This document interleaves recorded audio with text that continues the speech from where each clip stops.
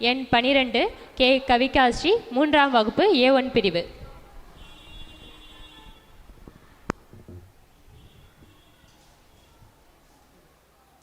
அனைவருக்கும் வணக்கம். எனது பெயர் கவிகாஸ்ரீ. நான் 3ஆம் வகுப்பு படிக்கின்றேன். முக்கணிகளிலும் சிறந்ததுமா, ஆங்கில மாதங்களின் சிறந்ததுமே, தமிழ் மாதங்களின் சிறந்தது தை.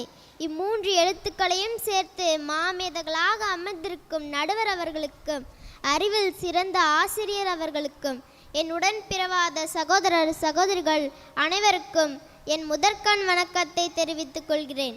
நான் பேச எடுத்துக்கொண்ட தலைப்பானது சுய சிந்தனைய சமுதாயத்தின் தூண்.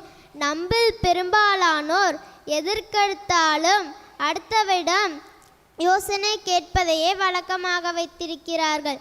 அப்படி அடிக்கடி யோசனை கேட்பதால் அவர்களின் சுயமாக சிந்திக்கும் திறன் குறைந்து விடுகிறது.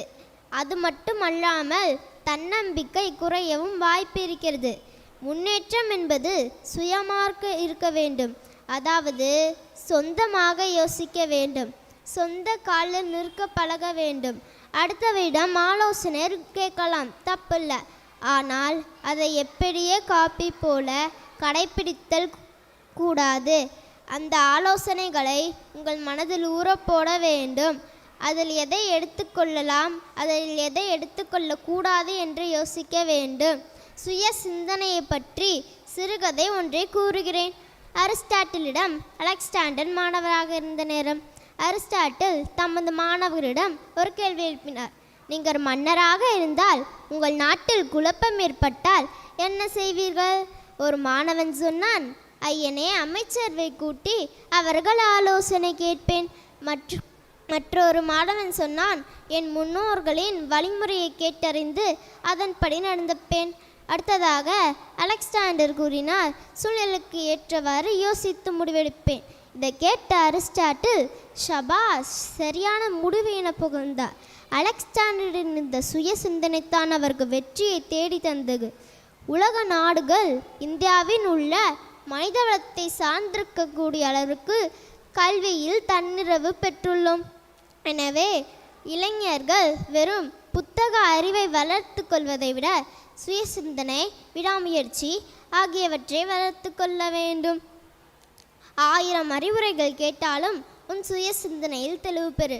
உனக்குள்ளும் ஒரு சாணக்கியன் இருக்கின்றான். ஒருபோதும் சிந்தனையை சிதறவிடாதே. முன்னேற்றத்துக்கான பாதையை தேடாதே. உனக்கான பாதையை நீனே உருவாக்கிக்கொள். தீட்ட தீட்டதான் வைரமும் மிளிரும். அதை போல பயன்படுத்ததான் உங்கள் மூளையும் சிறப்பாக இயங்கும். வாய்ப்புக்காக காத்திருக்காதே, உனக்கான வாய்ப்பை நீனே உருவாக்கிக்கொள் என்று மறைந்த நம் விஞ்ஞானி டாக்டர் APJ அப்துல் கலாம் ஐயா அவர்களை கூறியுள்ளார். உங்கள் வாழ்க்கையை நீங்கள் தான் தீர்மானிக்க வேண்டும், மற்றவர்கள் அல்ல. மற்றவர்கள் சொல்லும் கருத்துக்களை கேட்டுக்கொள்ளுங்கள். ஆனால் முடிவு எடுப்பது எனவோ நீங்களாதான் இருக்க வேண்டும். அப்பொழுதுதான் நம் தவறை இனம் காண முடியும். இதையும் சுயமாக சிந்தியுங்கள், ஆரோக்கியமாக வாழுங்கள். சுய சிந்தனை எனவோ சமுதாயத்திற்கும் உங்களுக்கும் நன்மை உள்ளதாக அமையும். தெளிவுறவே அறிந்திடுவோம், தெரியா ஒன்றை தெளிவு பெற முழுந்திடுவோம். தெரிந்த பின்னே தெளிவு பெறும் நம் அறிவு. தெரிந்த பின் உண்டாகும் புது உறவு. தெரிந்த அனைத்தையும் தெளிவாக சொன்னேன், புரிந்த அனைத்தையும் புரியும்படி சொன்னேன். பேச்சின் தீப்பற்றி உண்மையை கைப்பற்றி பொய்மையை வெளியேற்றி தமிழ் அன்னையை போற்றி பெறுவேன் பெருவெற்றி. அனைவருக்கும் நன்றி.